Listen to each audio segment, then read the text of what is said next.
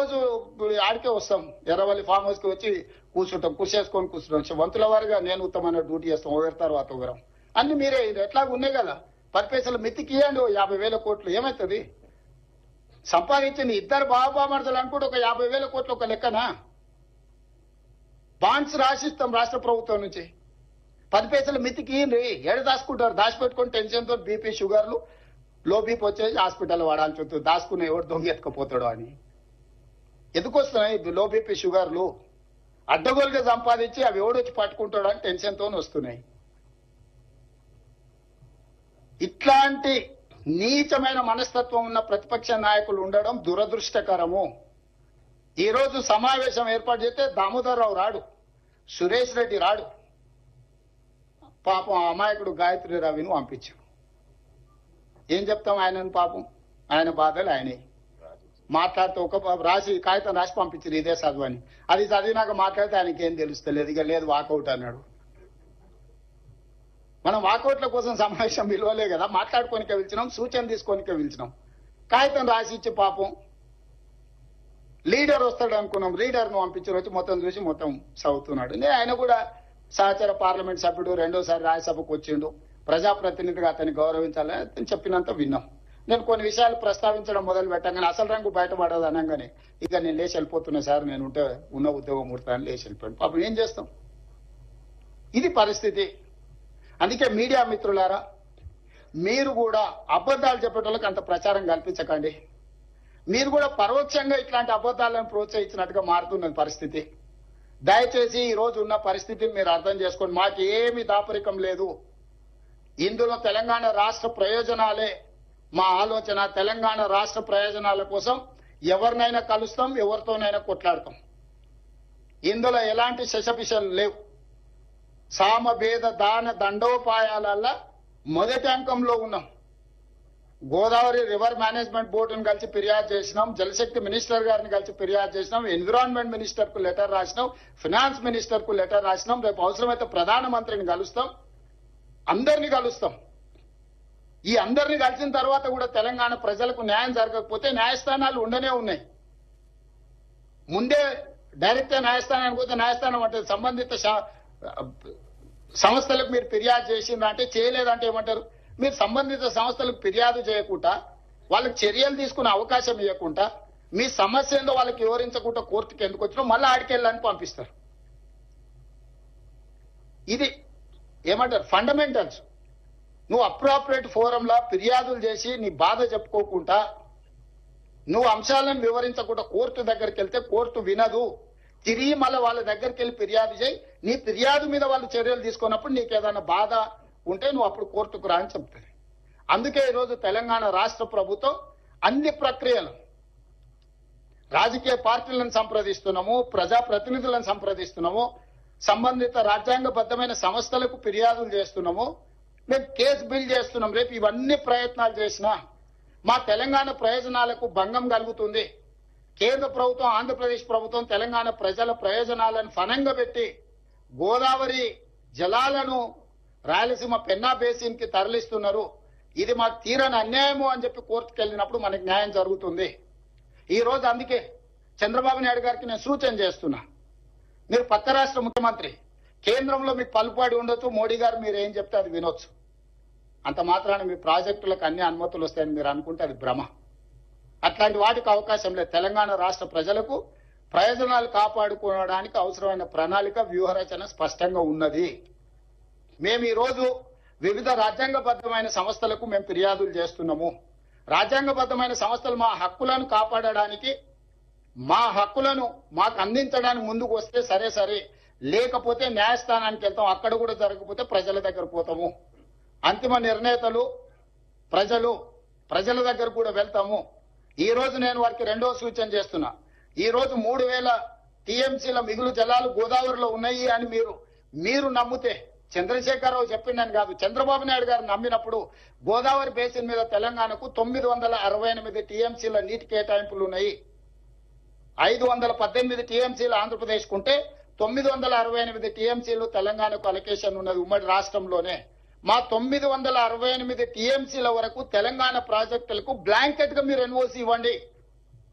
మా తెలంగాణ ప్రాజెక్టులకు 968 టీఎంసీలకు వాడుకోవడానికి సంపూర్ణమైన అనుమతులు వచ్చిన తర్వాత మేము ఆ ప్రాజెక్టులు కట్టుకున్నాక ఇంకా నీళ్లు కిందికి పోతే అది వరద. పైన మా సమ్మక్క సారక్క అడ్డం పెడతారు, మా సీతారామకు అడ్డం పెడతారు, మా కాళేశ్వరం అడ్డం పెడతారు. గోదావరి బేసిన్ మీద మేము కట్టుకునే ప్రతి ప్రాజెక్టుకు ఆంధ్రప్రదేశ్ అభ్యంతరం పెట్టి ఆ ప్రాజెక్టుల అనుమతులు రాకుండా ఆలస్యం చేసి ఇగో మిగులు జలాలు ఉన్నాయన్నాడు. మిగులు జలాలు ఎట్లున్నాయి? కేసీఆర్ దరిద్రం వల్ల, ఆకలి వల్ల, కేసీఆర్ తెలంగాణకు చేసిన ద్రోహం వల్ల నీళ్లు నీకు వరదొస్తున్నాయి. ఏందయా ద్రోహం? మేడిగడ్డ కూలిపోయింది, సుందీలు అక్కడికి రాలే. ఇక అన్నారం గురించి నేను చెప్పాల్సిన పని లేదు. అవే చక్కగా ఉంటే ఆ నీళ్లు మేము ఎత్తిపోసుకుని ఉంటే నీకు వస్తుండేనో రాకుంటుండేనో లెక్క తెలుస్తుండే. ఇవాళ వాళ్ళ ధనదాహం వల్ల, వాళ్ళ దోపిడీ వల్ల మేడిగడ్డ కుప్ప కూలింది.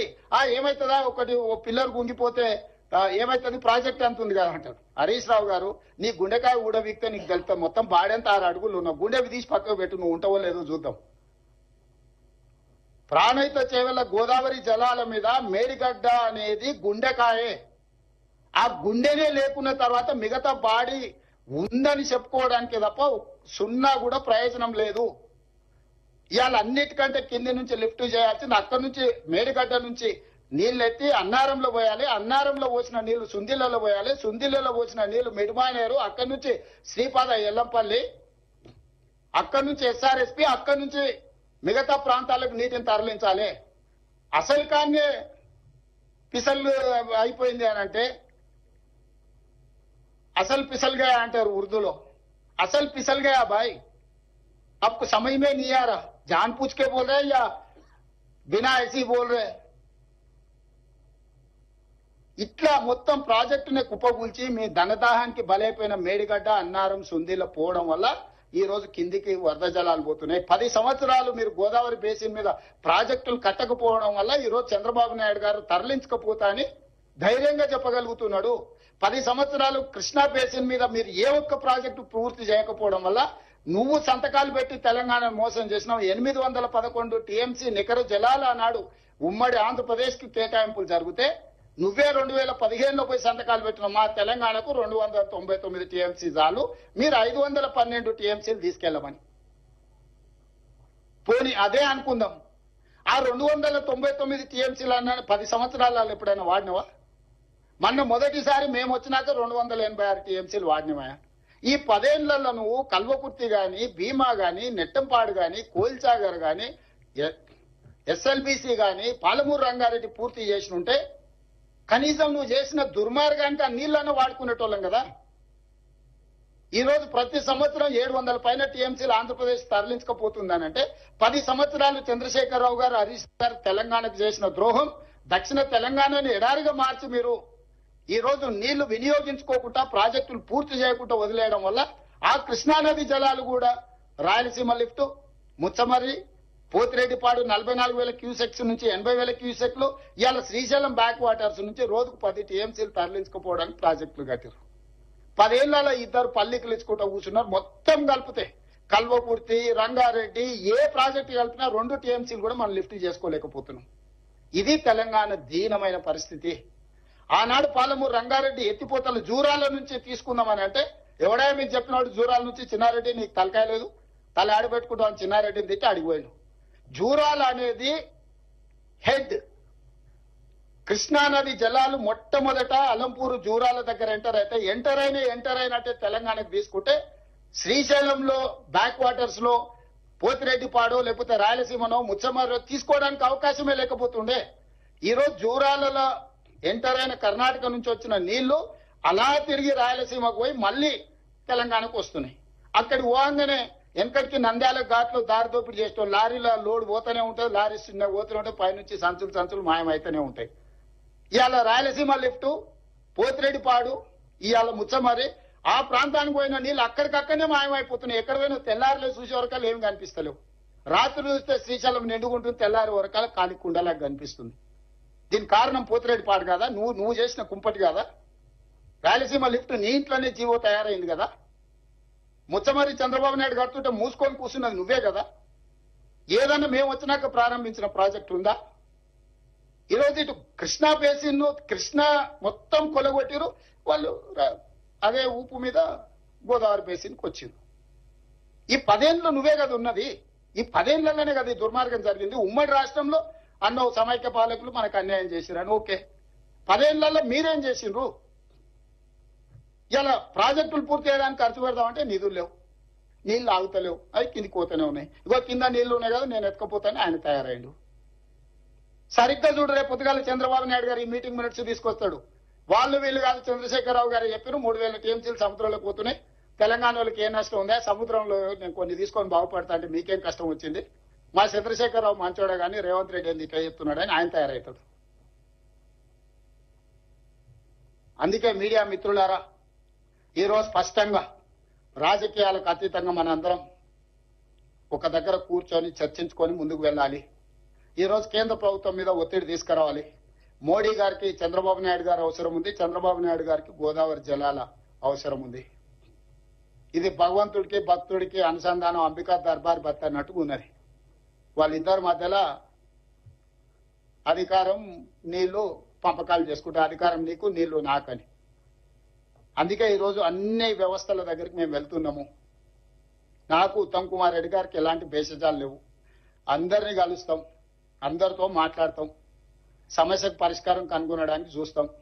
కాకపోతే లీగల్ ఫైట్ ఎట్లా చేయాలి, పొలిటికల్ ఫైట్ ఎట్లా చేయాలి, టెక్నికల్ గా ఎట్లా ఫైట్ చేయాలో ఫైట్ చేస్తాం.